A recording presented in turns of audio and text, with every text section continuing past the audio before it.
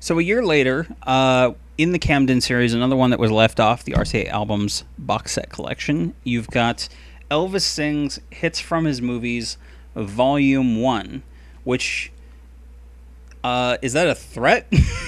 Because you don't typically call something Volume 1 unless you already have plans to bring out multiple volumes. Now, there was actually another volume that came out, and we'll talk about that one next. But Volume 1 is essentially just a collection of songs from some of his movies. Obviously, Elvis sings hits from his movies.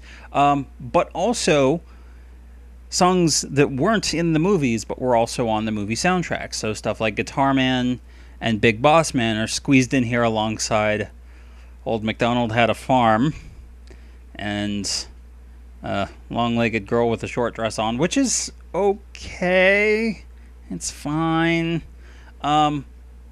It's a shame because you got these two really excellent songs. Let me just read the track list here for you. You got Down by the Riverside, medley with When the Saints Go Marching In from Frankie and Johnny. They've got They Remind Me Too Much of You. You've got Confidence. You've got Frankie and Johnny, Guitar Man. That's side one. Side two, Long-Legged Girl with a Short Dress On, You Don't Know Me, which is actually a really good song. How Would You Like to Be, Big Boss Man, and Old MacDonald Had a Farm. And yeah, so it actually shows on here that you've got Frankie and Johnny, It Happened at the World's Fair, Clam Bake, and Double Trouble. Plus two bonus songs, which I don't know why you wouldn't just put that they came from the Clam Bake album. But much like the other Camden releases that we talked about in the original series, there's not a lot of rhyme or reason as to why, but I will say, compared to some of these other ones that were released at the time, so you look at something like Let's Be Friends, there's really not a lot of promotion on their information about, it's just a simple black and white cover on the back. You look at I Got Lucky. That one's just black and white on the back, and it's just ads for other Camdens. So I actually have to give this one credit that it actually they bother to put full color on the back, and they actually bother to show which movie these songs came from. So it actually seems like they're putting in a little effort. And so that's the other thing. We talk about in the 70s the terrible album cover design, and I'm not defending this as great Elvis album cover artwork.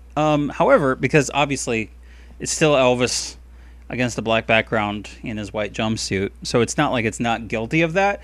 But the fact that it decides to do this very vibrant pink, it almost reminds me of when I was a kid. My mom had a lot of records that she had kept from when I was a kid. My mom had records that she would play me from when she was a kid, like some of the soundtracks for Sesame Street. And this sort of gives me a Sesame Street-esque vibe off this cover. It's just something about the way that I think the inks were done on printing on album covers in the 60s and 70s. They all just have that sort of similar feel, the sort of similar design aesthetic. Even on the backside, you look like you've got these very thin purple lines and then these bright pink lines. I don't know. It's an interesting artistic choice. And I got to give them credit for doing something other than just Elvis in the white jumpsuit against the black background. They at least have some color there. But in terms of the song selection, I mean, you might as well just buy those 4 albums, really, when it comes down to it. It's not necessary. And I see why that they left this one off the box set, because it really is just doubling up on content that was already on other albums. And to be fair, why would you put this one on if you can't also put this one on, which we'll talk about in a minute.